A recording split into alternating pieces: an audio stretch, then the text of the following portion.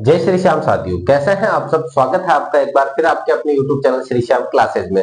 जी हाँ साथियों, मात्र 20 पेज में एक बार फिर मैं लेकर आया हूँ संपूर्ण टीचिंग मेथड, जो आपके होने वाली है खास तौर पर हिंदी भाषा की टीचिंग मेथड की बात करें साथियों, मैंने आपको पीडीएफ दी थी 83 पेज की। तो मैंने उसका पूरा संपूर्ण निचोड़ निकाला और उसको कंप्लीट करा अपने 20 पेज के अंदर साथियों। इससे पहले एक वीडियो अपन ने डाली थी साइकोलॉजी की, तो मात्र और मात्र 25 पेज में पूरी साइकोलॉजी करवाई थी मैंने। तो साथियों उसी प्रकार से आज 20 पेज में अपन बात करने वाले पूरी हिंदी की टीचिंग मेथड के साथियों। और ये क्लास अगर आपने अच्छे से देख ली साथियों, एक बार या दो बार अगर अच्छे से देख लिया आपने, तो मैं कह सकता हूँ पात्रता 100% पास हो सकती है साथियों। क्यों? अब यहाँ पे बात करें क्यों, क्योंकि साथियों अगर बात करें पात्रता में आपके टीचिंग मेथड के सवाल आएंगे कम से कम 50 सवाल। 50 सवाल की अगर बात करें इस क्लास में से मैं गारंटी से कह सकता हूं कि 25 सवाल एज इट इज आपको देखने को मिलेंगे। 25 सवाल जो समझ पे आधारित आएंगे वो अलग बात है साथियों, लेकिन 25 सवाल एज इट इज आपको देखने को मिल जाएंगे साथियों। तो ये जो क्लास है पिछले 4 दिन से तैयार हो रही थी साथियों, क्योंकि एक ये होता है ना कि मैटर भी छांटना पड़ता है अपन को, ऐसा नहीं कि हर कुछ लाइन लिख दी।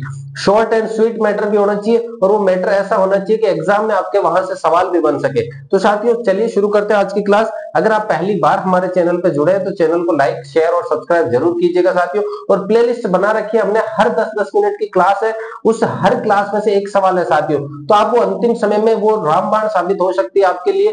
एक एक नंबर की क्लास आपके लिए, आरटी 2009 हो, एनसीएफ 2005 हो, एनईपी 2020 हो, हर एक क्लास हमने 10-10 मिनट की डाल रखी है साथियों। तो आप प्लेलिस्ट में जाकर के देख सकते हैं। सबसे पहले अगर देखिएगा साथियों, अब शुरू करते हैं अपन आज की अपनी क्लास। बोलिए जय श्री श्याम। अगर हिंदी टीचिंग मेथड की बात करें साथियों, मैंने सबसे पहले लिया भाषा कौशल। सबसे पहले अगर मैंने लिया है तो भाषा कौशल, और पिछले 2 साल के जो पेपर हुए हैं पिछले, उन सभी में एक सीधा सा सवाल इसमें से उठ के आया, क्रम बताइएगा।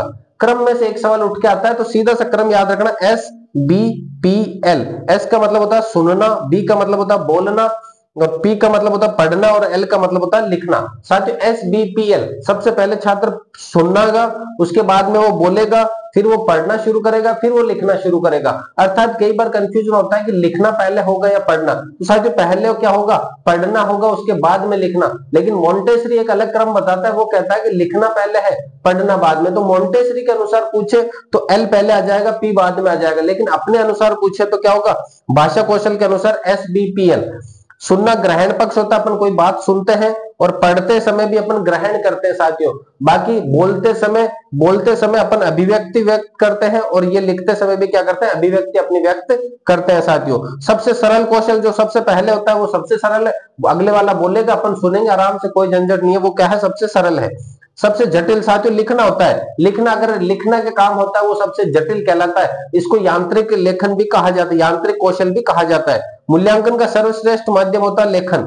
आपसे पूछेगा कि छात्र है, उसने ये नोटबुक लिखी है, एक तो एक छात्र है जो कि कॉपी से लिख करके ला रहा है, एक छात्र है जिसने की कविता सुनाई है, और एक छात्र है जो कि मेरे को भाषण सुनने की कोशिश करे, एक वो जो किताब पढ़ रहा है। तो बताइए किसका सबसे अच्छा कौशल होगा। तो साथियों जो लिख करके लाया है उसका कौशल सबसे अच्छा कहलाएगा साथियों। समस्त भाषाई कौशलों का विकास कक्षा 3 तक या 8 से 9 वर्ष तक हो जाता है साथियों। आपसे सवाल पूछेंगे जितने भी छात्र उनकी भाषा का कौशल कहां तक संपूर्ण हो जाता है। संपूर्ण तो साथियों कभी नहीं होता, लेकिन विकास शुरू हो जाता है, कक्षा 3 तक विकास हो जाता है, वो सुनना बोलना पढ़ना लिखना लगभग सीख जाते हैं साथियों। अब आप कहोगे सर वो किताब अच्छे से नहीं पढ़ पाता। साथियों यहाँ बोलना अपने पढ़ना से मतलब है, ए फॉर एप्पल भी अगर वो पढ़ रहा है तो वो पढ़ रहा है साथियों। सबसे पहले देखो सुनना कौशल, सुनकर अर्थ ग्रहण करना सभी कौशलों के क्या है, ये आधारशिला कहलाती है। सहस्वर वाचन होता है, जो टीचर बोलता है उसके पीछे पीछे बोलते हैं। श्रुत लेखन भी अपन क्या करते हैं, टीचर तो बोलता है अपन सुनकर लिखते हैं। प्रश्नोत्तर विधि में भी होता है, कहानी विधि। अब साथियों जिनका अब आज 25 तारीख तो हो चुकी है, 27 को एग्जाम है, 27 और 28 के लिए आप सभी को best of luck for your bright future. और इसी प्रकार की शॉर्ट क्लासेस अगर आपको देखनी है तो हमारे यूट्यूब चैनल पर मिल जाएगी साथियों, ये अपना यूट्यूब चैनल है।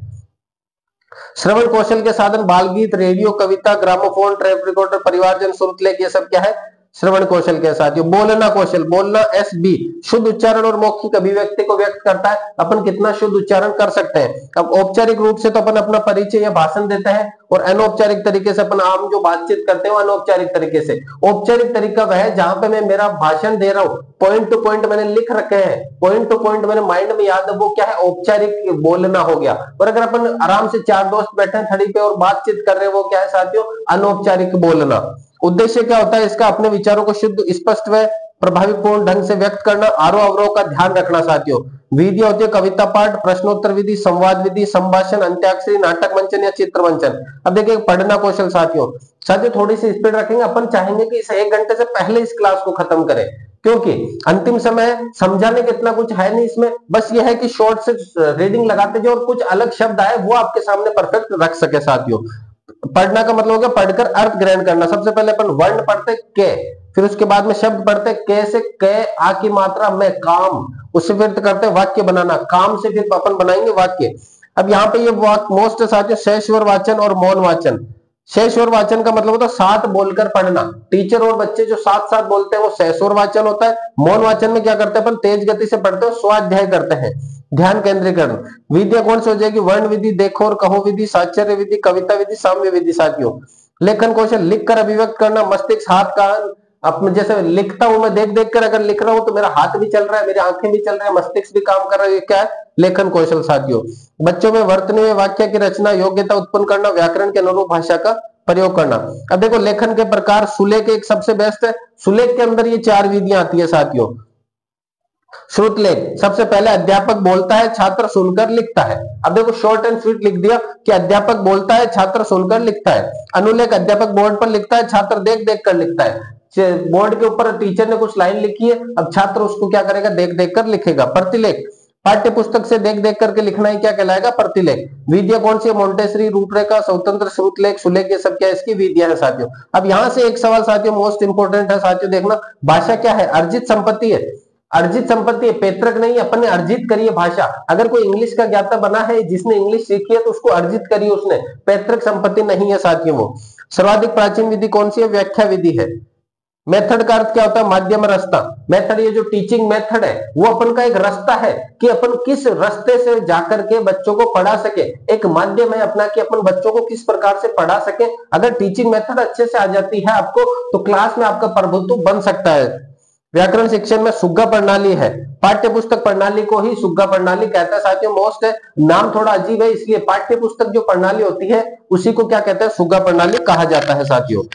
प्रारंभिक स्तर पर रचना, प्रारंभिक स्तर पर रचना के लिए उपयुक्त विधि कौन सी है? अनुकरण विधि। अनुकरण विधि में क्या करता है? छात्र टीचर जो बोलता है उसी का अनुकरण करते हैं और सीखते हैं साथियों।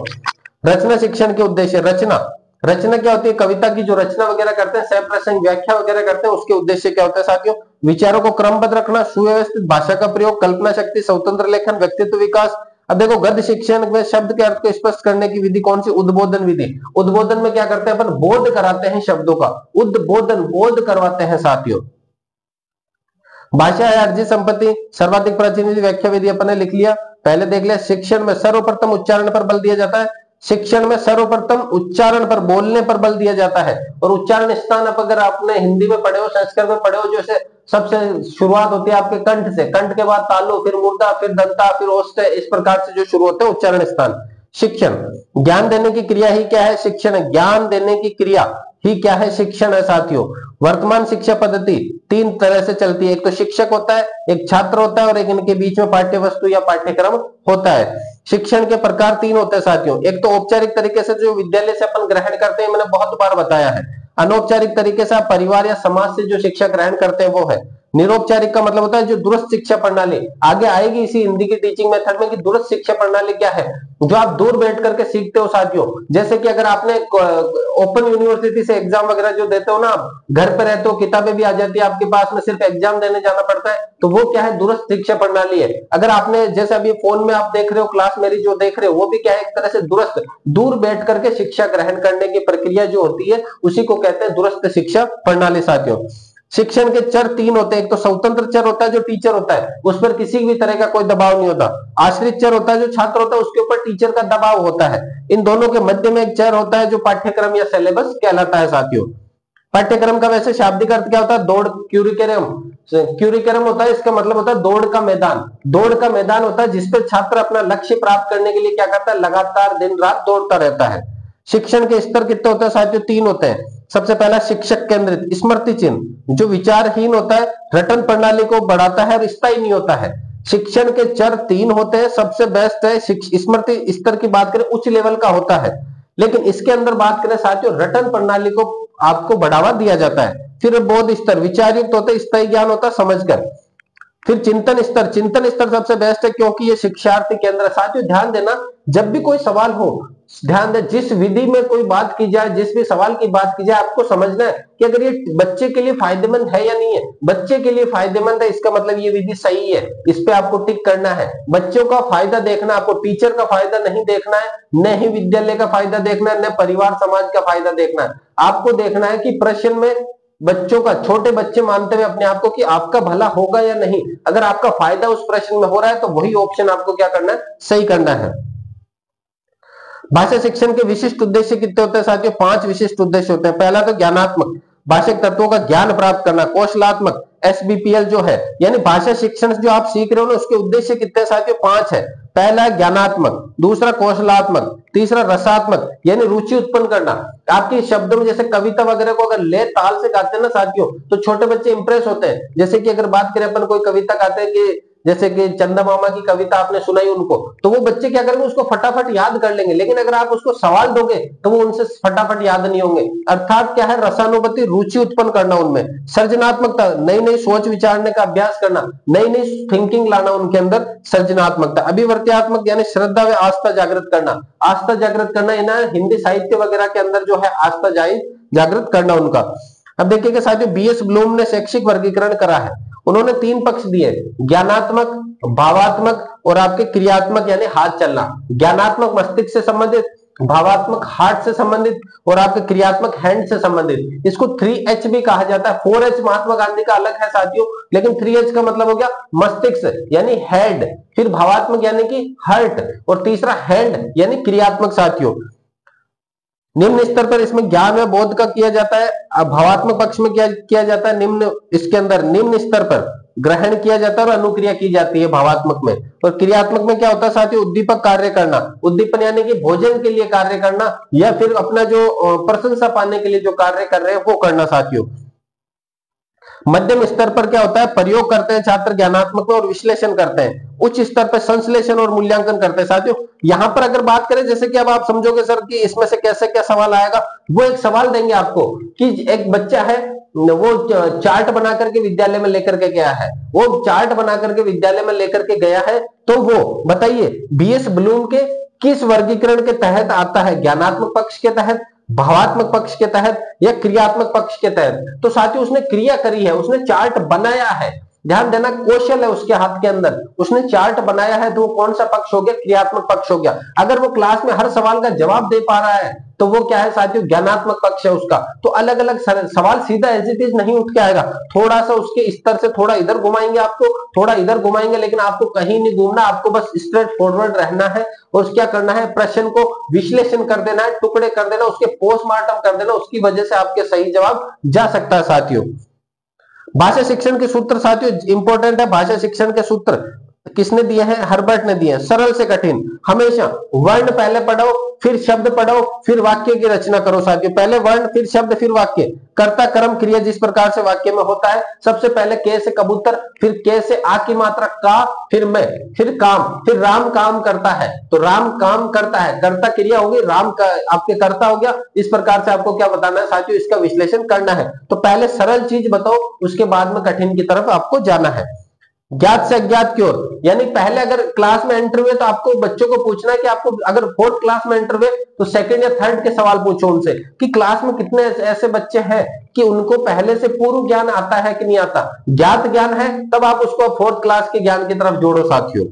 सामान्य से विशिष्ट, पहले उनको ध्वनि, वर्ण, शब्द, वाक्य सिखाओ साथियों। क्या ध्वनि, वर्ण, शब्द, वाक्य। जैसे ए क्या होता है, ए से में किसकी मात्रा आती? ए। फिर उसको कह दो साथियों ये कौन सा वर्ण है? ए वर्ण है।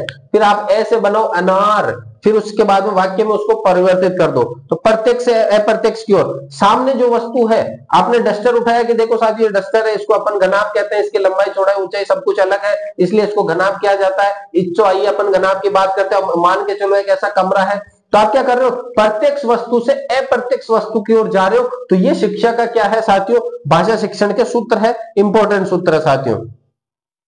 स्थूल से सूक्ष्म की ओर, पहले बड़े फिर छोटे छोटे टुकड़े करना। सबसे पहले छात्र क्या करता है? वृक्ष को देखता है, वृक्ष को देखा उसने तो कि सर वहां पे एक पेड़ है, फिर उस पेड़ के सर ने कहा कि उसको थोड़ा गौर से देखो क्या क्या दिख रहा है, तो वो कहेगा पेड़ है, उसका तना दिख रहा है, पत्ते दिख रहे हैं और जड़ दिख रही है। तो साथियों पहले वो सबसे बड़ी चीज की तरफ जाएगा, फिर छोटी छोटी चीजों की तरफ जाएगा। पूर्ण से अंश, पहले पूरा का पूरा देखेगा, फिर उसमें छोटे से अंश की तरफ जाएगा। विश्लेषण से संश्लेषण की ओर, पहले वो क्या करेगा, तो विश्लेषण यानी टुकड़े करेगा, फिर उसको जोड़ने की कोशिश करेगा। साथियों यह त्रिभुज है, यह त्रिभुज की भुजाएं, यह त्रिभुज के कोण है। पहले क्या कहेगा, ये तो पूरा त्रिभुज है, इसमें देखो 1 2 3 भुजाएं हैं, इसमें देखो 1 2 3 कोण है। तो पहले तो उसने क्या करा, त्रिभुज देखा ना बड़ा वाला, स्थूल देखा, फिर वो सूक्ष्म की ओर गया है साथियों। अब है हिंदी की शिक्षण विधियां टॉप मोस्ट यहां से शुरू होगी साथियों। अभी ऊपर वाले मैटर जो भी अपन ने पढ़ा उसमें से 2 से 3 सवाल आपके हिंदी में एज इट इज आ सकते हैं साथियों। अब बात करते हैं टीचिंग मेथड। टीचिंग मेथड की बात करें साथियों, किसी भी सब्जेक्ट की बात करें, ये पूरी क्लास आपको हर सब्जेक्ट की टीचिंग मेथड कवर करवाएगी साथियों। दल शिक्षण, सूक्ष्म शिक्षण, पर्यवेक्षित, महात्मा गांधी, मोंटेसरी, हर एक विधि इसमें है साथियों। तो बने रहिएगा अपनी क्लास के साथ में। बस क्या करना, थोड़ा सा धैर्य बना के रखना है। इसकी पीडीएफ भी साथियों जैसे ही क्लास अपलोड होगी उसके 2-3 घंटे बाद में पीडीएफ भी आपको टेलीग्राम चैनल पर मिल जाएगी साथियों। और अगर नहीं मिल पाती है तो आप व्हाट्सएप नंबर जो मेरे हैं वहां पर संपर्क कर सकते हैं साथियों। व्हाट्सएप नंबर मैंने दे रखे हैं डिस्क्रिप्शन में, टेलीग्राम लिंक डिस्क्रिप्शन में दिया हुआ है, और हस्तलिखित नोट्स भी चाहिए तो वहां पर नंबर पूरे दिए हुए हैं साथियों। शिक्षण के उद्देश्यों को प्राप्त करने के लिए एक शिक्षक द्वारा अपनाए गए विभिन्न तरीके।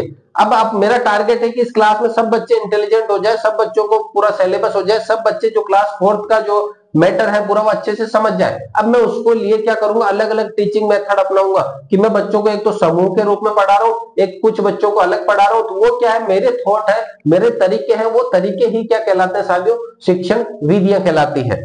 विधि मेथड होती है, लैटिन भाषा में इसका अर्थ होता है प्रणाली या रास्ता।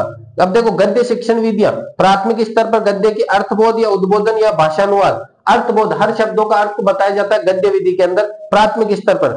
माध्यमिक स्तर पर प्रश्नोत्तर विधि होती है और व्युत्पत्ति विधि होती है। उच्च स्तर पर व्याख्या विधि, टीका विधि या प्रसंग विधि कहलाती है साथियों। यह है गद्य की विधियां। अगर अपन बात करें पद्य शिक्षण की विधियां, तो पद्य के अंदर क्या होगा, अर्थबोध या उद्बोधन, भाषानुवाद, गीत विधि, गीत वगैरह ये रसानुवाद कर करके, अभिनय कर करके छोटे बच्चों को पढ़ाया जाता है। रसानुवाद यानी कि जो पद्य भाग है, जो आपके श्लोक वगैरह है, उनको अच्छे से पढ़ाया जाता है गीत के द्वारा। रसानुगत यानी कि लय व ताल के साथ में छोटे बच्चों को पढ़ाया जाता है। बड़े बच्चों की बात करें, दंडान्वय, खंडान्वय, व्याख्या विधि और टीका विधि से पढ़ाया जाता है। उच्च स्तर की बात करें तो व्यास या भाष्य विधि, तुलना विधि और समीक्षा विधि काम में ली जाती है। तो ये पद्य और गद्य की कुछ शिक्षण विधियां हैं। अब प्रमुख शिक्षण विधियां, सबसे पहले अनुकरण विधि। शिक्षक का अनुकरण करते हुए छात्र बोलना, लिखना, रचना करना सीख जाते हैं।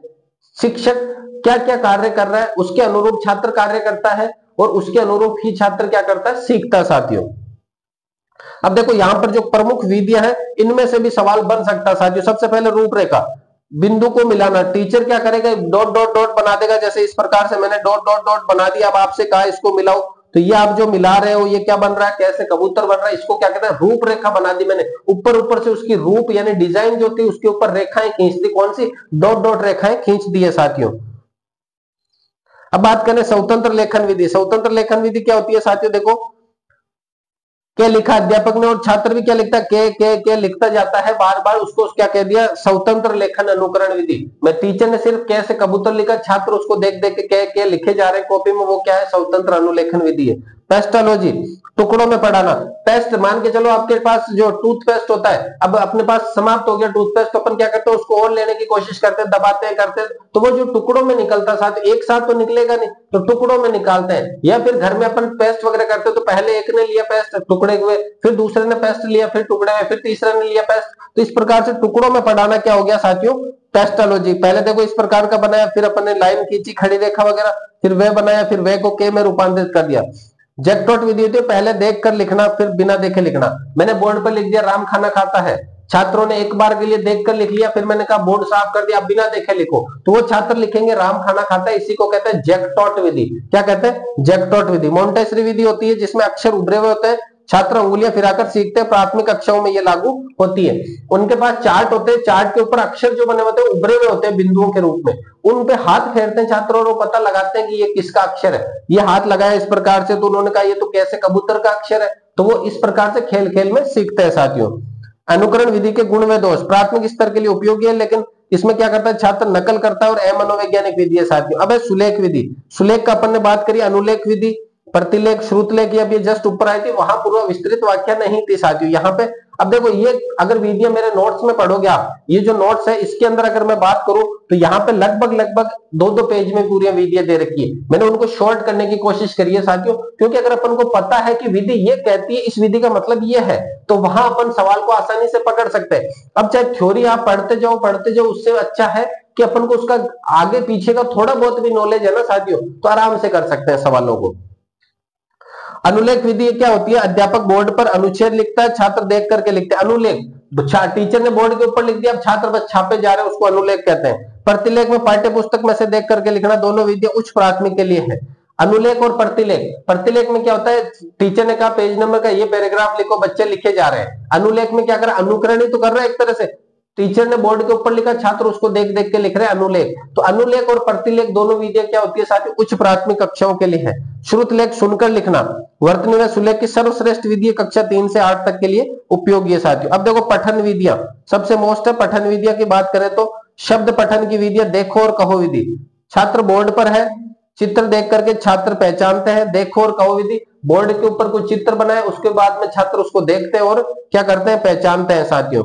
वाक्य पठन की विधि, साचर्य, संगीत, मोंटेसरी विधि किसे कहते हैं, चित्र कार्ड होते हैं उस पर नाम लिखे होते हैं, मोंटेसरी का भी मैंने बताया आपको। ध्वनि साम्य विधि, एक समान के जो स्वर होते हैं उसको ध्वनि साम्य विधि, जैसे काम, राम, आम। अब बात करें अपन वाक्य पठन विधियां, वाक्य विन्यास विधि, मोहन पुस्तक पढ़ रहा है, मोहन पुस्तक यानी टुकड़े करके जो पढ़ा रहे हैं अपन। अब मैंने क्या करा उसमें कि मोहन पुस्तक रहा है पढ़ लिख दिया, अब उसको आप सही क्रम से व्यवस्थित करोगे वगैरह, वो सवाल है।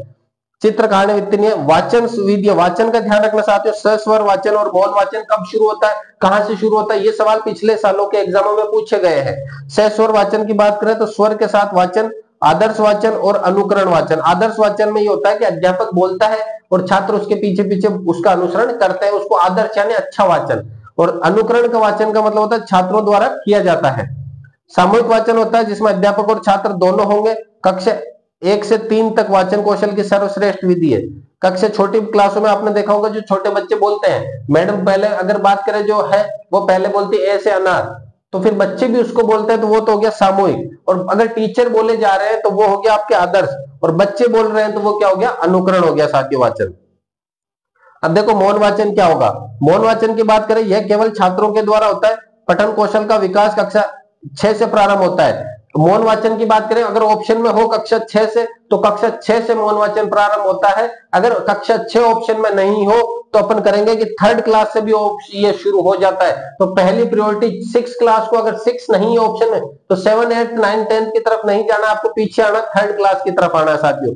1 मिनट में लगभग 170 शब्द पढ़ता है वो सस्वर वाचन, जब बोल के पढ़ता है। और जब मनन करके पढ़ता है मौन वाचन अपने मन ही मन में, तो 210 शब्द वो पढ़ सकता है 1 मिनट के अंदर साथियों। व्याकरण शिक्षण की जो विधियां उसके अंदर देखो आगमन। अब साथियों इंपॉर्टेंट विधियां आएगी, ये विधियां सबके एग्जाम में काम आएगी आपके, चाहे एसएसटी का हो, हिंदी, संस्कृत, कोई भी भाषा, आपका गणित, विज्ञान, सभी के अंदर काम आने वाली है साथियों। व्याकरण विधि की बात करें तो आगमन विधि, आगमन के ए से उदाहरण से नियम की तरफ जाते हैं, दी किसने, अरस्तु ने दी है साथियों। आगमन के ए से उदाहरण से नियम, वह विधि जिसमें पहले उदाहरण दे दिए जाते हैं और आप नियम बनाते हो, तो उसे कहते हैं आगमन विधि साथियों। मनोवैज्ञानिक विधि है, जरूर है, बाल केंद्रित है, स्थायी ज्ञान मिलता है, पाठ्यक्रम पूरा करने में समय क्या लगता है साथियों, ज्यादा लगता है। उच्च स्तर पर यह उपयोगी नहीं है।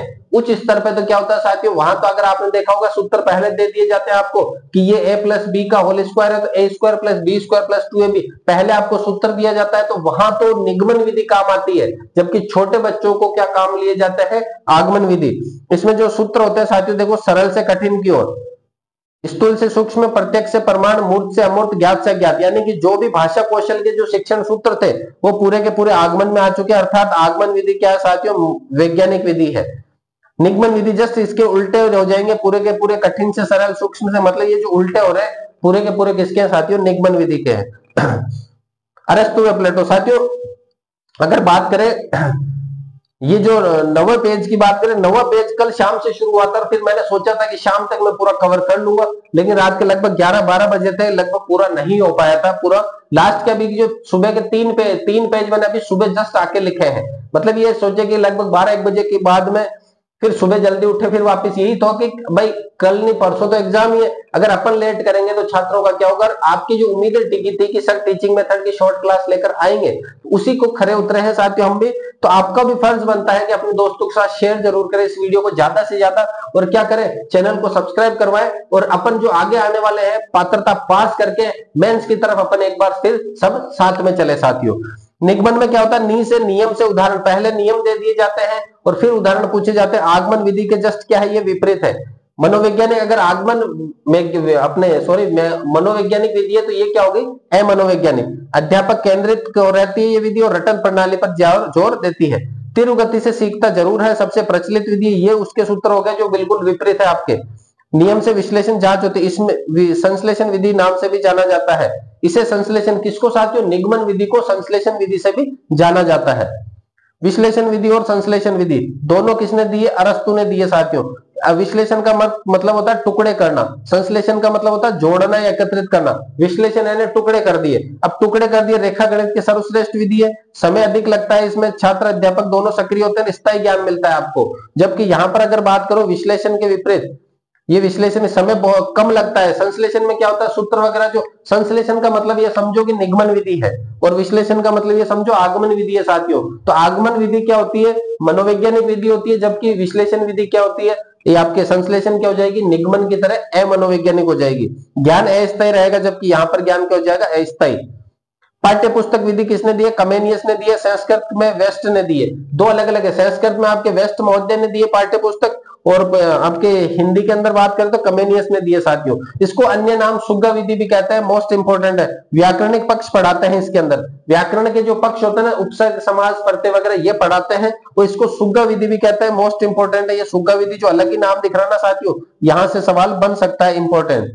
भाषा संसर्ग विधि हर्बर्ट ने दी है, व्याकरण का ज्ञान अलग से नहीं करवाया जाता। अगर मैं कोई चैप्टर पढ़ा रहा हूं कि राम खाना खाता है, तो मैंने कहा कि राम तो करता है, इसमें देखो राम कार्य कर रहा है, अर्थात राम करता है। खाना क्या है उसकी, खाना कर्म है, और अगर खाता है क्या होगी, क्रिया होगी साथियों। इस प्रकार से जब शब्द पढ़ाऊंगा उसी के साथ साथ व्याकरण का ज्ञान करवाना ही क्या कहलाएगा, भाषा संसर्ग विधि। समवाय विधि, सहयोग विधि, इसका अर्थ होता है मिलाना। गद्य व पद्य के साथ व्याकरण का ज्ञान, मतलब अगर कहें तो व्याकरण ज्ञान की सबसे बेस्ट विधि भी कह सकते हैं। रचना शिक्षण की विधि है साथियों, छात्र लिखकर अभिव्यक्त करते हैं, दो रूप होते हैं, निबंध और पत्र। अनुकरण विधि, पेस्टोलॉजी विधि। अब देखो रचना विधि की जो है अनुकरण विधि, अनुकरण विधि अगर बात करें तो पहले भी आ चुकी है अपने, किसने दी है साथियों, पेस्टोलॉजी ने दी है। यह नकल पर आधारित विधि होती है।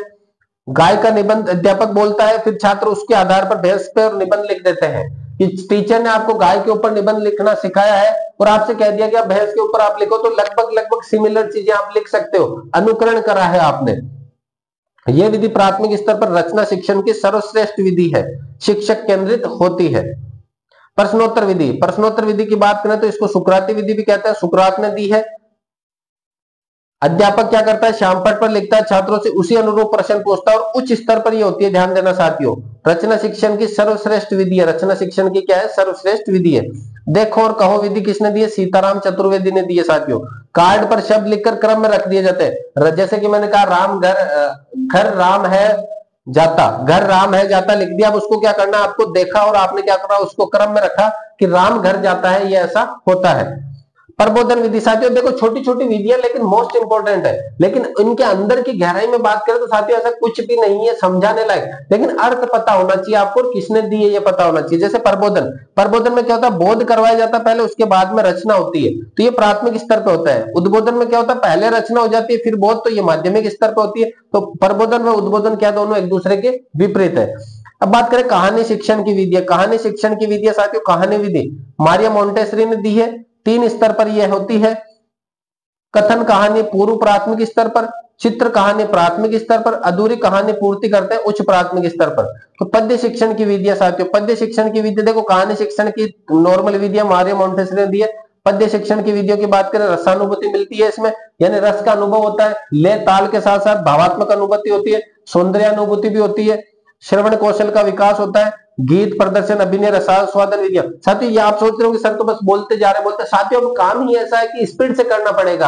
अब अपने पास ऐसा टाइम नहीं है कि मैं आपको एक एक चीज थोड़ा डिटेल में समझा सकूं, ऐसा होता है वैसा होता है, नहीं साथियों। अभी काम क्या है, सिर्फ अपना एक बार के लिए रिवीजन करना। जो मैंने आपको पूरे 83 पेज दिए हैं, एक बार आप पूरी क्लास देखिएगा, उसके बाद में 2 से 3 घंटे बाद लगभग 2 बजे के लगभग मैं पीडीएफ डाल दूंगा टेलीग्राम पे, तो वहां आकर के आप देख सकते हैं आराम से। और जिनको वहां नहीं मिल पाए तो व्हाट्सएप पे मैसेज कर सकते हैं, व्हाट्सएप पे भी भेज दी जाएगी साथियों। तो आपको करना क्या है, बस एक बार फटाफट क्विक रिवीजन करना है, समझना करने का इतना टाइम नहीं है आपके पास में साथियों, क्योंकि अब क्या बचा, सिर्फ एक ही दिन तो बचा है।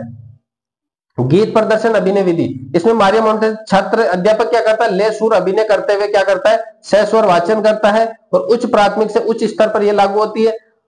प्रदर्शन अभिनय विधि प्राथमिक स्तर पर होती है। गीत यानी गीत विधि है जो पूर्व प्राथमिक पर छात्रों के सामने गीत गाए जाते हैं, छोटे बच्चों के सामने, और नाटक करके टीचर पढ़ाता है, वो आपके प्राथमिक स्तर पर हो गया। और आपके सस्वर वाचन करके टीचर उसका शाब्दिक अर्थ वगैरह कर रहा है, सस्वर वाचन करके जो पढ़ा रहा है वो उच्च प्राथमिक कक्षाओं पे काम आती है साथियों। खंडान्वय विधि सुकरात ने दी है, खंड यानी टुकड़े करके पढ़ाना। व्याकरण का ज्ञान बिल्कुल नहीं दिया जाता है, मोस्ट इंपोर्टेंट है कि कौन सी विधि में व्याकरण का ज्ञान नहीं दिया जाता, तो कौन सी विधि है साथियों, खंडान्वय विधि में व्याकरण का ज्ञान नहीं दिया जाता।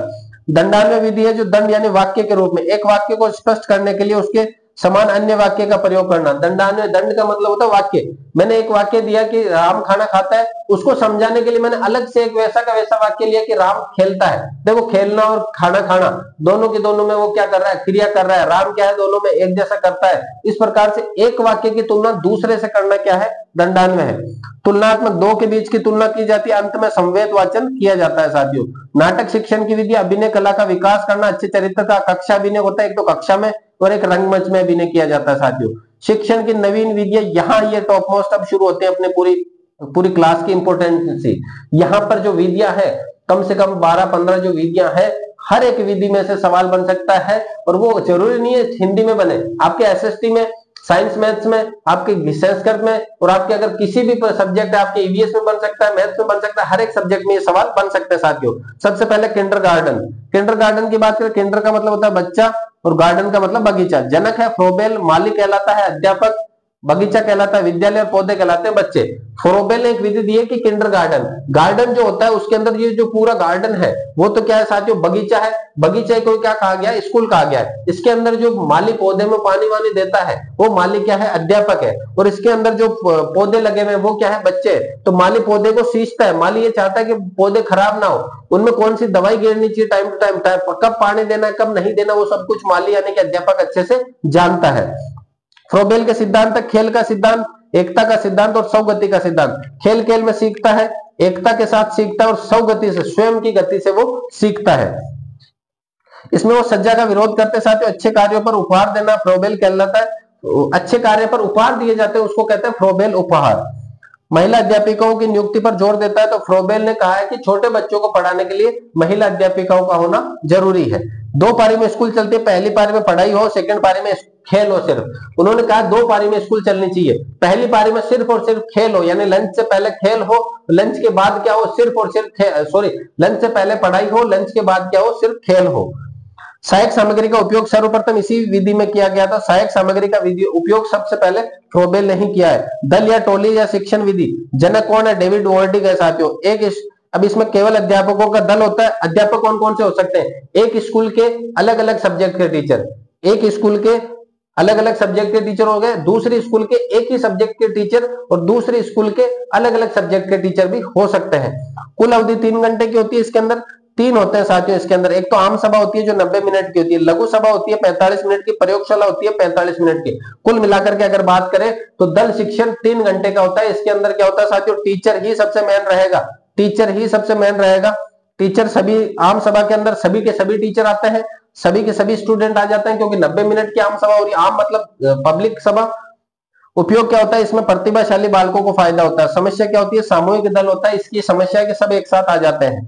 लघु सभा में क्या होता है, एक टीचर होता है, 10 से 12 स्टूडेंट होते हैं, और वो सब के सब क्या होता है, कमजोर बालकों को लिया जाता है, उसके अंदर एक एक बच्चे के ऊपर ध्यान दिया जाता है। व्यक्तिगत दल इसकी क्या है, समस्या है।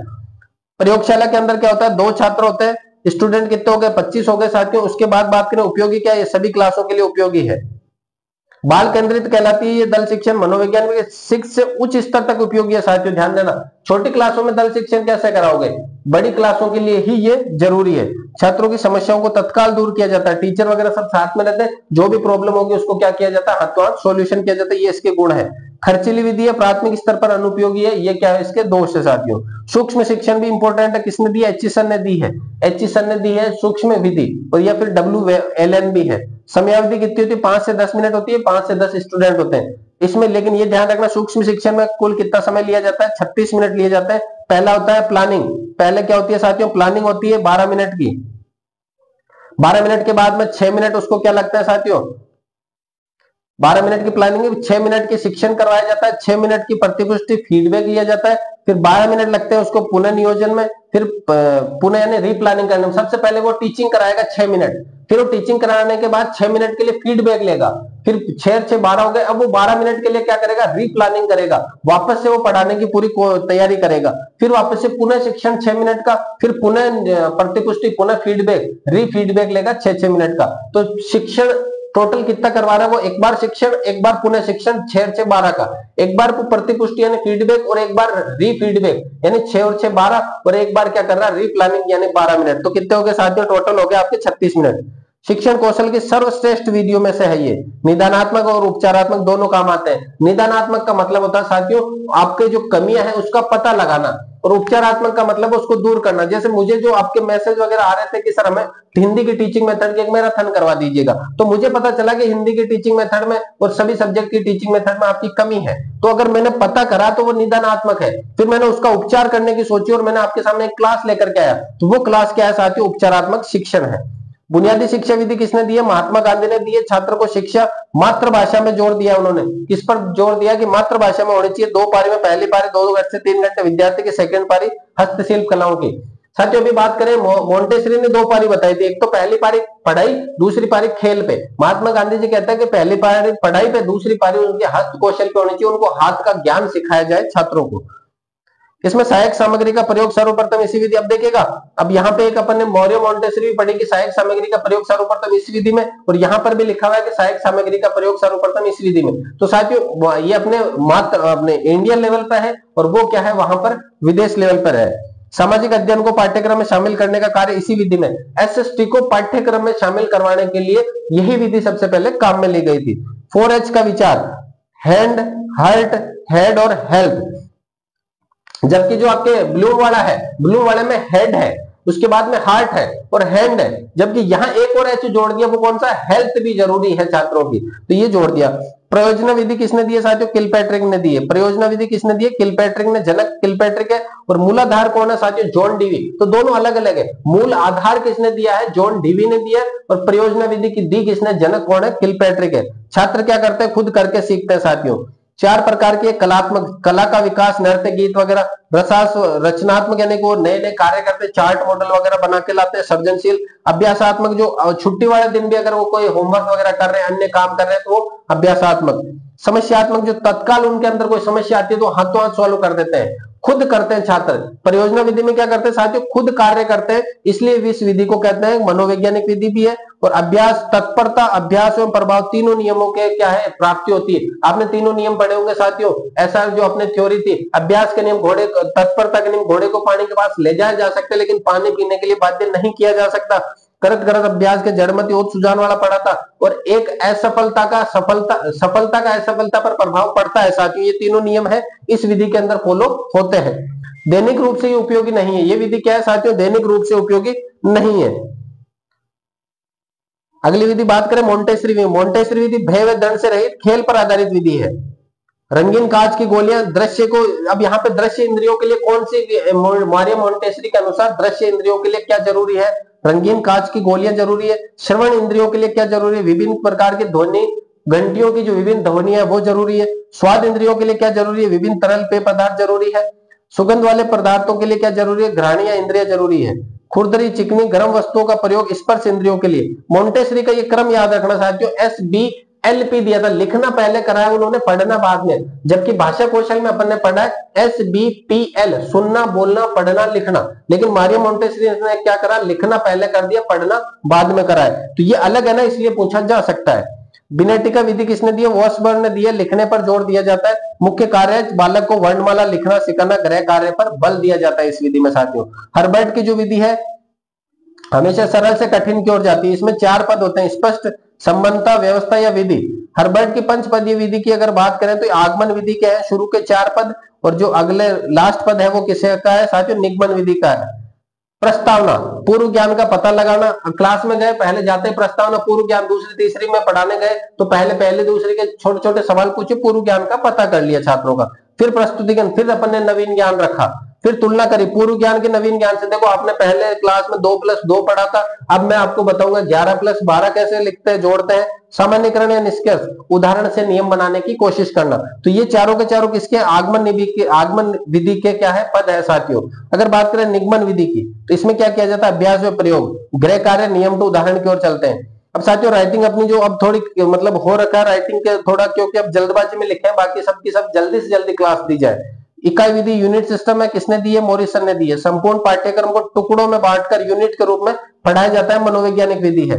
अभिकर्मित अनुदेशन में क्या होता है साथियों, किसने दी है, बीएफ स्किनर ने। स्वाध्याय करता है, टीचर की जरूरत नहीं होती। कई बार ऐसा होता है विद्यालय के अंदर कि एक ही टीचर है, 4-5 टीचर एक साथ छुट्टी पे है, तो इस विधि को काम में लिया जाता है। इसके अंदर छात्रों को कह दिया जाता है कि पहला पार्ट मैं आपसे पूछूंगा, स्वयं अध्ययन करो, सब कुछ पूरी क्लास शांत रहनी चाहिए, बाहर आवाज नहीं आनी चाहिए।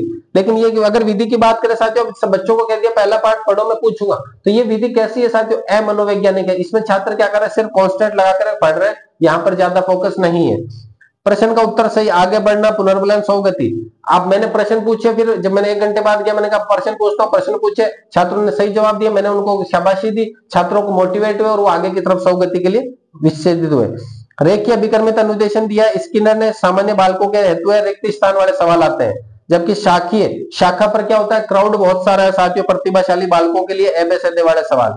दूरस्थ शिक्षा प्रणाली, दूर बैठ करके शिक्षा देना, पेज नंबर है 17। तो दूर बैठ करके शिक्षा देना इलेक्ट्रॉनिक मीडिया द्वारा। अभी जो आप पढ़ रहे हो मेरे साथ फोन के कनेक्टिविटी के साथ में, वो क्या है, दूरस्थ शिक्षा प्रणाली है साथियों। पत्राचार शिक्षा, टेली एजुकेशन, गृह अध्ययन, खुला विश्वविद्यालय के द्वारा जो शिक्षा दी जाती है, ये सब इसके उपनाम है साथियों। पत्राचार शिक्षा, टेली एजुकेशन, आपके गृह अध्ययन, खुला विश्वविद्यालय। प्रत्यक्ष विधि पामेर व फ्रीज ने दी है, इंग्लिश की सब्जेक्ट का अध्ययन इंग्लिश में ही करवाया जाए, हिंदी का सब्जेक्ट का अध्ययन हिंदी में ही करवाया जाए, लेकिन कभी मातृभाषा का प्रयोग ना करें, हिंदी पढ़ाते समय इंग्लिश का प्रयोग ना करें, इंग्लिश पढ़ाते समय हिंदी का प्रयोग ना करें। प्रत्यक्ष मतलब जो सामने है, प्रत्यक्ष का मतलब क्या होता है, सामने, जो सामने है उसी में पढ़ाया जाए, इसके अलावा कुछ नहीं पढ़ाया जाए। मातृभाषा का प्रयोग क्या है, वर्जित है साथियों। एक आपने पढ़ी थी खंडान्वय विधि भी देखी, उसमें भी मातृभाषा का प्रयोग वर्जित है। व्याकरण की अशुद्धियां क्या होती है, दूर नहीं हो पाती है इसमें। द्विभाषी विधि किसने दी है, डॉटसन ने दी है। मातृभाषा और नवीन भाषा दोनों को मिलाकर के, दो भाषा, मातृभाषा और साथ में नवीन भाषा दोनों को मिलाकर के पढ़ाना, द्विभाषी।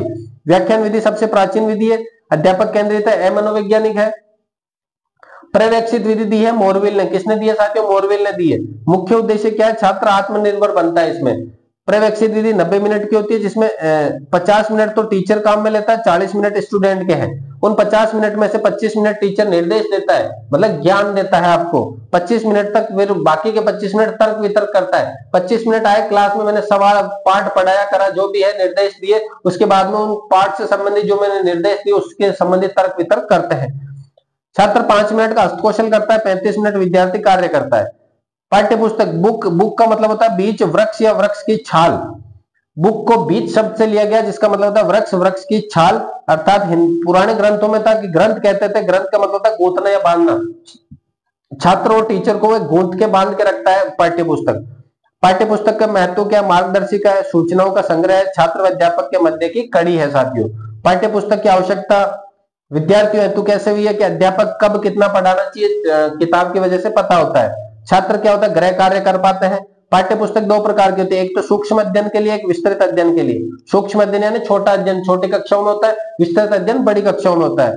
पाठ्यक्रम क्यूरे, दौड़ का मैदान है, बालक लक्ष्य प्राप्ति के लिए क्या करता है, दौड़ता है साथियों। तो साथियों देखो धीरे धीरे अपन मतलब अंतिम पहुंच रहे हैं, पेज नंबर हो गए अपने पास में, कितने हो गए, 18वां पेज चल रहा है, 20 पेज टोटल है इसमें। तो साथियों अगर आप यहां तक पहुंच गए हैं और अभी तक अगर वीडियो लाइक नहीं करा और क्लास कैसी लगी अगर वो नहीं बताया, तो साथियों देखो इतनी मेहनत करिए, कम से कम 4 दिन लगाए आपके लिए, दिन रात एक करिए, तो आपका भी फर्ज बनता है कि कमेंट करें। अगर क्लास में कोई कमी है तो वो भी कमेंट करें।